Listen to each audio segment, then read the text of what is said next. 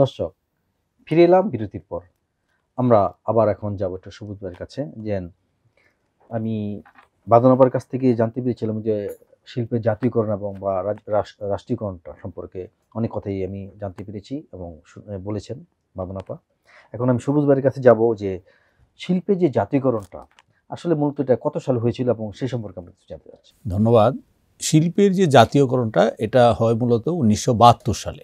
স্বাধীনতার পর রাষ্ট্রীয় অর্থনীতির নিয়ন্ত্রণ প্রতিষ্ঠা এবং দেশের গুরুত্বপূর্ণ খাতগুলিকে সুরক্ষার জন্য মূলত এই আইনটা 1972 সালে করা হয় এবং 1972 সালে রাষ্ট্রপতি তার 27 নম্বর আদেশে এই জাতীয়করণের ঘোষণা দেন এবং এর মাধ্যমে তিনি পাট, চিনি, বস্ত্র, তেল এবং টেক্সটাইল খাতের মতো 78টি বৃহৎ শিল্প প্রতিষ্ঠানকে জাতীয়করণ করেন। এই জাতীয়করণের উদ্দেশ্য ছিল মূলত দেশের শিল্প খাতের পুনর্গঠন করা, শ্রমিকদের অধিকার রক্ষা করা, বৈদেশিক মুদ্রা অর্জন করা। ধন্যবাদ আপনাকে। আসলে সরকার জাতীয়করণ করে একটা আপনি বলেছিলেন যে প্রত্যেকটা সম্পত্তি বা যেটা চলে যায়, যেটা অচল একটা জিনিসটাকে সচল করার জন্যই অনেক সময় দেখা যায় সরকার হস্তক্ষেপ করে বা সেটাকে নিয়ে জাতীয়করণ করে থাকে। আসলে এই জাতীয়করণ করার পরে একটি শিল্প প্রতিষ্ঠানে একটা সরকার হস্তক্ষেপ কতটুকু আপনার কার্যকরী হয় এবং কতটুকু করা উচিত বলে এবং আপনি মনে করেন একটা প্রতিষ্ঠানে কতটুকু করা উচিত বা কতটুকু করলে এটার লিমিট থাকে বা ক্রস হয় না লিমিট? একটা শিল্প প্রতিষ্ঠানে সরকার আসলে কতটুকু হস্তক্ষেপ করতে পারবে বা তার ক্ষমতা কতটুকু, এটা আইনগত কোনো মানদণ্ড নাই। এটা আসলে নির্ভর করে শিল্পের ধরন, শিল্পের আকার, শিল্প নীতিমালার উপর ভিত্তি করে। যে শিল্প নীতিমালা আমাদের সবুজ ভাই এর আগে বলে গেছেন, তো শিল্প নীতিমালা তার ধরন অনুযায়ী বিভিন্নভাবে সরকার হস্তক্ষেপ করতে পারে, এই ক্ষমতা সরকার রাখে, কিন্তু এটার কোনো নির্দিষ্ট মানদণ্ড আসলে আইনগতভাবে ব্যাখ্যা দেওয়া যাবে না। সরকারের হস্তক্ষেপের বিভিন্ন দিক বিবেচনায় নির্ধারিত হয়। সেটা হচ্ছে বৈদেশিক বিনিয়োগ। বৈদেশিক বিনিয়োগের ক্ষেত্রে সরকার একটা হস্তক্ষেপ করতে পারে। রাষ্ট্রায়ত্ত শিল্পের ক্ষেত্রে সরকার হস্তক্ষেপ করতে পারে। বেসরকারি বিভিন্ন খাত আছে, সেখানে সরকারের একটা হস্তক্ষেপ থাকে। আর আমরা যে ক্ষুদ্র ও কুটির শিল্প দেখি, সেখানেও সরকার হস্তক্ষেপ করতে পারে। আচ্ছা, অনেক সময় দেখা যায় যে হস্তক্ষেপ করার ফলে একটি সরকার সেটা কি অনেক সময় লাভ হয়, অনেক সময় ক্ষতি হয়। আসলে লাভের পরিমাণটা কতটুকু বা ক্ষতির পরিমাণটা কতটুকু বা লাভ ক্ষতিটা কি ধরনের হয়ে থাকে বলে আপনি মনে করেন? এটা আসলে একটু আমাদের টেকনিক্যাল কোশ্চেনে এসে পড়েছি আমরা। রাষ্ট্রায়ত্ত সরকার মানে প্রতিষ্ঠান বলি, বা সরকার যখন কোনো প্রতিষ্ঠানে হস্তক্ষেপ করে, আর এই হস্তক্ষেপটা ফলে রাষ্ট্রায়ত্ত শিল্প প্রতিষ্ঠান অনেক সময় দেখেন উত্তর সমৃদ্ধিতে চলে গেছে, কারণ সঠিকভাবে হস্তক্ষেপ করে, সদিচ্ছা থাকে। আবার অনেক সময় অনেক বেসরকারি প্রতিষ্ঠানগুলোতে অযাচিত হস্তক্ষেপ করে, মানে যেই হস্তক্ষেপটা আসলে কাম্য নয়।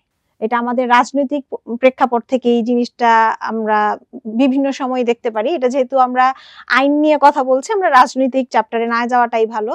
তো ওই অযাচিত হস্তক্ষেপের ফলে বেসরকারি খাতগুলো কিন্তু অনেকটাই ক্ষতিগ্রস্ত হয়। তো এটা হচ্ছে সরকারের একটা সদিচ্ছার উপর নির্ভর করে যে আমি আসলে হস্তক্ষেপটা, আমার সম্পদটা হস্তক্ষেপের মাধ্যমে কতটুকু রক্ষা করব। যদি আমি রাষ্ট্রায়ত্ত সম্পদকে সঠিক হস্তক্ষেপের মাধ্যমে তার সমৃদ্ধি করতে পারি, বেসরকারি প্রতিষ্ঠানগুলোর দিকে আমার সেভাবেই নজর দেওয়া উচিত, কারণ সার্বিকভাবে আমরা একটা দেশ এবং সব প্রতিষ্ঠান মিলেই কিন্তু আমাদের অর্থনীতির চাকা ঘুরে। ধন্যবাদ আপনাকে। আমি এবার একটু সবুজ ভাইয়ের কাছে যাবো। আসলে শিল্প প্রতিষ্ঠান পরিচালনার ক্ষেত্রে সরকারের যে হস্তক্ষেপ থাকে বা লাভ ক্ষতি হয়ে থাকে, কিন্তু সরকারের সেই ক্ষমতাটা কতটুকু সে সম্পর্কে আপনার জানতে চাই। ধন্যবাদ। এই বিষয়টা অত্যন্ত গুরুত্বপূর্ণ বিষয়।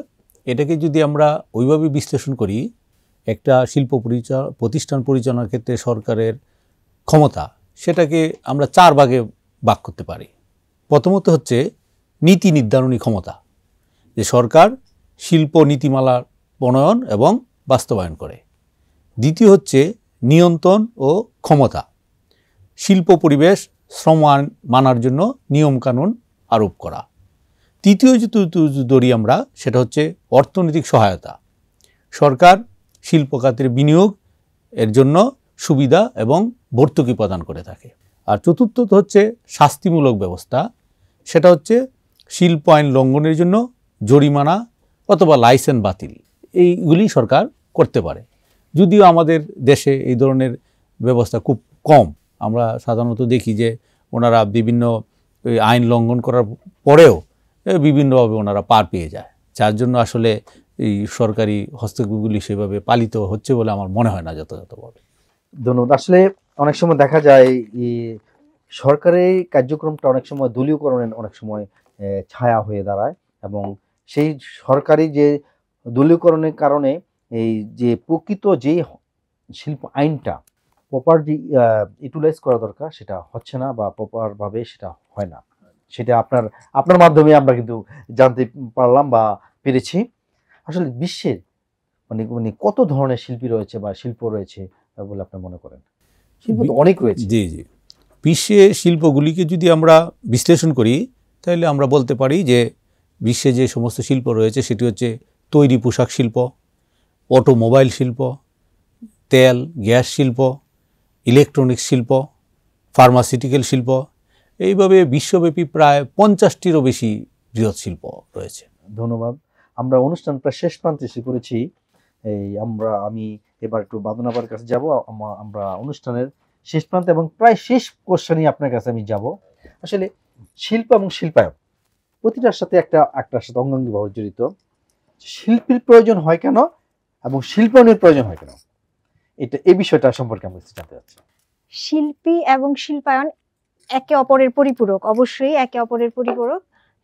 একটা শিল্পের প্রয়োজন কেন হবে? শিল্প ছাড়া একটা, আপনি অর্থনীতিকে একটু চিন্তা করেন, আমার দেশে কোনো শিল্প নাই। আমরা একটা ওষুধও কিন্তু একটা শিল্প, আমাদের ধান হচ্ছে সেটাও একটা শিল্প, আমরা যে খেয়ে বাঁচবো সেই প্রক্রিয়াগুলোও কিন্তু একটা শিল্প। তো জীবনে বেঁচে থাকতে হলে, এগিয়ে যেতে হলে শিল্পের কোনো বিকল্প নাই। শিল্প আমার অবশ্যই লাগবে, এটা অর্থনীতি প্রবৃদ্ধির জন্য লাগবে। শিল্প কর্মসংস্থানের সুযোগ করে দিবে, কারণ শিল্প না কারণেই কিন্তু মানুষ বিভিন্ন প্রতিষ্ঠানে শ্রম দিচ্ছে, কর্মসংস্থান হচ্ছে। তো আর হচ্ছে বৈদেশিক মুদ্রা, শিল্প আছে বলে আমাদের বৈদেশিক মুদ্রা যে আমরা পাচ্ছি, আমাদের রেমিটেন্স বা বলি বা যেভাবে বৈদেশিক মুদ্রা যে অর্জন করছে, আমাদের দেশে একটা শিল্প আমরা উৎপাদন করি, সেটা রপ্তানি করি বিদেশের বাজারে, সেখান থেকে আমরা একটা বড় অঙ্কের বৈদেশিক মুদ্রা নিয়ে আসতে পারতেছি। তো শিল্পের তো প্রয়োজন, বিকল্প বলে কিছু নাই। আর শিল্পের সাথে শিল্পীর সম্পর্ক, সেটা আমরা আগেই বলেছি যে মানে হাতের এপিট আর ওপিট। শ্রমিক ছাড়া শিল্প কখনোই আপনার রান করতে পারবে না। আর যেটা হচ্ছে শিল্পায়ন, শিল্পায়ন হচ্ছে এমন একটা প্রক্রিয়া যেখানে একটা সময় যেখানে সামাজিক ও অর্থনৈতিক পরিবর্তন সাধিত হয়, যেখানে আমরা কৃষির মতন ঐতিহ্যবাহী একটা শিল্প, যেটা আপনার ছিল ম্যানুয়াল, সেটা যান্ত্রিক আকার ধারণ করে। তো শিল্পায়নের আমাদের অবশ্যই দরকার আছে। এখানে গ্রামের মানুষদের জীবনযাত্রার মান উন্নয়ন হয়, তারা কর্মসংস্থানে তাদের সুযোগ সুবিধা পায়, এবং শিল্পায়নের ফলে অবশ্যই আমাদের জীবনযাত্রা এবং শিল্প আরো আধুনিক হচ্ছে। ধন্যবাদ। আসলে সুন্দরভাবে উপস্থাপনাটা করেছেন আপনি। আসলে শিল্প এবং শিল্পায়ন আসলে আপনি যেটা বলেন এটা এপিট আর ওপিট টাকা। আসলে শিল্প ছাড়া শিল্পায়ন হয় না, শিল্পী ছাড়া ভাবাটাই যায় না। ধন্যবাদ। দর্শক, আমরা অনুষ্ঠানের প্রায় শেষ প্রান্তে এসে পড়েছি। আমরা আমাদের ভাই সবুজ ভাইয়ের কাছে জানতে চাইব যে বর্তমানে বাংলাদেশ শিল্প কারখানার অবস্থা সম্পর্কে আপনার মতামত, মানে কি ধরনের মতামত রয়েছে বলে আপনি মনে করেন? ধন্যবাদ, সুন্দর প্রশ্ন। বর্তমানে বাংলাদেশের শিল্প কারখানার যে অবস্থা সেটা মূলত মিশ্র প্রকৃতির। কিছু কিছু শিল্পে আমরা দ্রুত উন্নতি লাভ করছি, আর কিছু কিছু শিল্প চ্যালেঞ্জের সম্মুখীন। সেগুলি যদি আমি একটু বিশ্লেষণ করি, তৈরি পোশাকে বাংলাদেশ বিশ্বের ৩য় বৃহত্তম রপ্তানিকারক দেশে পরিণত হয়েছে, এবং আমাদের যে বৈদেশিক মুদ্রা তার ৮১% আসে তৈরি পোশাক খাত থেকে। এটা নিশ্চয়ই আমাদের জন্য খুবই ভালো একটা খবর। দ্বিতীয় হচ্ছে চামড়া শিল্প রপ্তানি আয়ের আমাদের ২য় বৃহত্তম খাত। তৃতীয়ত হচ্ছে ইলেকট্রনিক্স শিল্প। বর্তমানে ওয়ালটন এবং স্যামসাং এর মতো কোম্পানিগুলি আমাদের স্থানীয় বাজারে বেশ আধিপত্য বিস্তার করেছে। আর এগুলি হচ্ছে মূলত আমাদের শিল্প খাতের সম্ভাবনাময় দিক। আর চ্যালেঞ্জিং খাত যদি আমরা বলি তাহলে হচ্ছে পাট শিল্প, সেটা দিনে দিনে বর্তমানে প্রায় বিলুপ্তির দিকে এগিয়ে যাচ্ছে। তা আমি মনে করি যে আমাদের যে শিল্প কারখানার যে বর্তমান অবস্থান, সেটাকে আমাদের দেশের মূল অর্থনীতিকে আরও চাঙ্গা করার জন্য এই শিল্প যেগুলি এখনও রুগ্ন শিল্প আছে সেগুলিকে ভর্তুকি দিয়ে আরও চাঙ্গা করা উচিত, তাহলে আমাদের দেশের অর্থনীতি আরও সামনের দিকে এগিয়ে যাবে। ধন্যবাদ আপনাকে। এবার আমি একটু বাদনাপার কাছে যাবো যে শিল্প উন্নয়ন বিষয় নিয়ে আপনার জনগণ সম্পর্কে কিছু বলেন এবং আপনার মতামত। ধন্যবাদ ভাই। শিল্প উন্নয়ন বিষয় নিয়ে কিছু বলতে গেলে আমরা সবার আগে বলতে পারি যেটা আমাদের সচেতনতা বৃদ্ধি করতে হবে শিল্পের প্রতি। আমাদের পরিবেশ বান্ধব শিল্প উদ্ভাবন করে নিয়ে আসতে হবে এবং এর জন্য আমরা সচেতন যেমন হব, সহযোগিতার হাতও বাড়িয়ে দিব। পাশাপাশি আমাদের দুটো ভূমিকাই পালন করতে হবে। সৃজনশীল পণ্য উৎপাদন করতে হবে। সৃজনশীল পণ্যের মধ্যে কিন্তু অনেক কিছু আছে, যেটা আমরা শুরুর দিকে অনেক কিছু আলোচনা করেছি। এই সমস্ত বিষয়গুলোতে আমাদের আরো মনোযোগী হতে হবে। আর যাতে পরিবেশের ক্ষতি না হয়, আমরা মাটি, বায়ু, পানি, গাছ সবকিছু মিলেই তো আমাদের বসবাস। আমাদের এমন কিছু উদ্ভাবন করতে হবে যাতে আমাদের পরিবেশটা সুরক্ষিত থাকে, আমাদের পানি দূষিত না হয়। আমি একটা আমাদের নারায়ণগঞ্জের এক ভাই, সুমন ভাই, তাকে যদিও আমি চিনি না, তার একটা উদ্ভাবনের কথা আমি শেয়ার করছি। ওই ভাই একটা বনজ কাগজ বানায়। আমি এটা প্রথম দেখেছি সুপ্রিম কোর্টের নির্বাচনে। আমাদের যে ভিজিটিং কার্ডগুলো আছে, আমাদের কিন্তু এটা আমরা যারা তিনজনই কোর্টে যাই নির্বাচনের সময় অনেকেই কিন্তু কার্ড দেয় হাতে হাতে। তো কার্ডগুলো আমরা কিন্তু এক হাতে নেই আর এক হাতে ফেলে দিই, বা নর্মালি আমাদের বাসায় বিভিন্ন ইনভিটেশন কার্ড আমরা পাই, বা আমাদের নিজস্ব ভিজিটিং কার্ড আছে। এগুলো হয়তো আমি আপনাকে দিলাম, আপনার নাম্বারটা রাখলেন, বা অনেক সময় এগুলো কিন্তু থাকে না। ওই ভাই যেটা উদ্ভাবন করেছে, পুরানো পত্রিকা বা কাগজ থেকে হ্যান্ডমেড পেপার, যেটা উনি বনজ কাগজ হিসেবে, বন কাগজ হিসেবে নাম দিয়েছে। এই কাগজের বিশেষত্ব হচ্ছে, আমার হাতে একটা পেপারস আছে, আমরা সবাই জানি পেপারস গুলো আসলে মূলত গাছ থেকে তৈরি হয়, গাছ থেকে আমরা কাগজ পাই। এই উদ্ভাবনের উদ্দেশ্য হচ্ছে এই কাগজকে আবার গাছে রূপান্তর করে। এটা আমার কাছে একটু শুনে প্রথমে একটু অবিশ্বাস্য মনে হয়েছে যে কাগজ থেকে গাছ কিভাবে হবে। তো এই হ্যান্ডমেড পেপারে উনি 3 ধরনের বীজ দেয়। সেটা হচ্ছে আপনার কিছু শাক, কিছু সবজি, কিছু বৃক্ষের বীজ দিয়ে এই পেপারটা মেড করে। এই পেপারটা আপনি যখন পরবর্তীতে ফেলে দিবেন, এটা মাটির সংস্পর্শে এসে, মাটি বা পানির সংস্পর্শে এসে এখান থেকে আপনার উদ্ভিদ উৎপাদন তা 10 থেকে 11 দিনের মধ্যে অঙ্কুরোদ্গম হয়।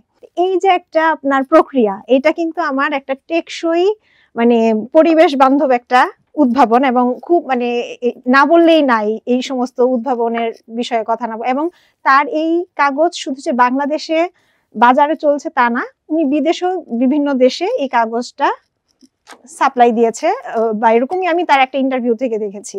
তো এই যে এই কাজের নিশ্চয়ই তার অনেক শ্রম গেছে, মানুষের সহযোগিতা লেগেছে। তা আমাদের এই ধরনের উদ্ভাবনকে সামনে নিয়ে আসতে হবে, যেটা আমাদের পরিবেশকে সুরক্ষা দেয়।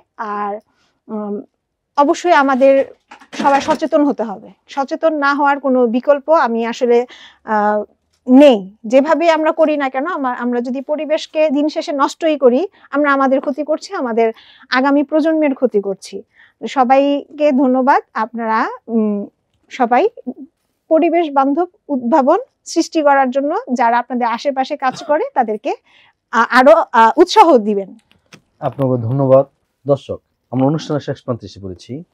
আসলে বাংলাদেশ সুপ্রিম কোর্টের বিজ্ঞ আইনজীবী এবং নারায়ণগঞ্জ আইন কলেজের প্রভাষক আমাদের সবুজ ভাই আমাদের অনুষ্ঠানে এসেছেন, এবং অনেক ব্যস্ত মানুষ, তারপরও আমাদের অনুষ্ঠানে এসে সময় দিয়েছেন। আপনাকে এনএন টেলিভিশনের পক্ষ থেকে আইন আলো অনুষ্ঠানে আপনাকে শুভেচ্ছা এবং অভিনন্দন। ধন্যবাদ সোমনাথ সৈকত, আমাকে অনুষ্ঠানে আমন্ত্রণ জানানোর জন্য এবং ক্রেস্ট দিয়ে সম্মানিত করার জন্য। আপনাকে ধন্যবাদ। এছাড়াও বাংলাদেশের একজন সুপ্রিম কোর্টের বিজ্ঞ আইনজীবী শামসুন্নুর বাদন আপা, আপনিও আপনার মূল্যবান সময় ব্যয় করে আমাদের অনুষ্ঠানে এসেছেন, এবং আমরা শিল্প সম্পর্কে অনেক গুরুত্বপূর্ণ কথা শুনেছি, জেনেছি। আপনাকে অসংখ্য অসংখ্য ধন্যবাদ। আপনাকেও ধন্যবাদ। এনএন টিভির এই আইনের আলো অনুষ্ঠানে আমাকে আমন্ত্রণ জানানোর জন্য আমি আপনাদের কর্তৃপক্ষ এবং আপনার কাছে কৃতজ্ঞতা প্রকাশ করছি। ধন্যবাদ। দর্শক, আজ আর নয়, আগামী অনুষ্ঠানে আমরা নতুন আরেকটি আইন নিয়ে আপনাদের মাঝে উপস্থিত হব। সে পর্যন্ত আপনারা সকলে সুস্থ থাকুন, ভালো থাকুন।